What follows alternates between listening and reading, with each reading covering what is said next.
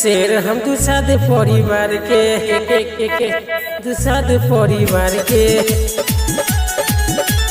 शेर हम दुसाद परिवार के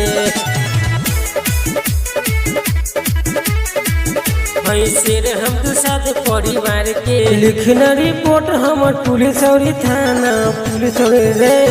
लिखना रिपोर्ट हमर पुलिस और थाना आगे आगे हम चले पीछे से जमाना पीछे से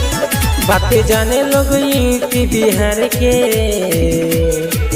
बेसी बोला में तो फेंक दे हमारे के शेर हम दुसाद परिवार के बेसी बोला में तो फेंक दे हमारे के शेर हम दुसाद परिवार के झले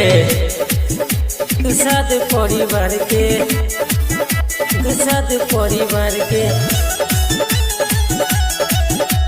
शेर हम दुसाद परिवार के फिरिए में देता रे गो देता निशाला रे बड़े खून खारे जाता हो खेला दुसाद रे हो खेला दुसाद रे फिरिए में देता रे गो देता निशाला रे बड़े खून खारे जाता हो खेला दुसाद रे केहू बातल नहीं बाबेला रकार के बेसी बोला में तो फेंक दे हमारे के शेर हम दुसाद परिवार के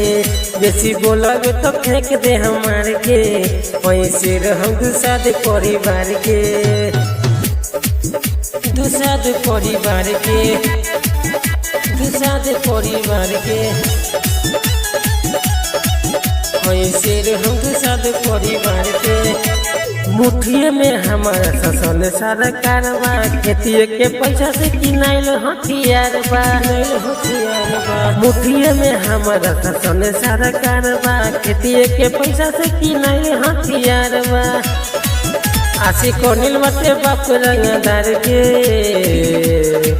बेसी बोलबे तो फेंक दे हमार के शेर हम दुसाद परिवार के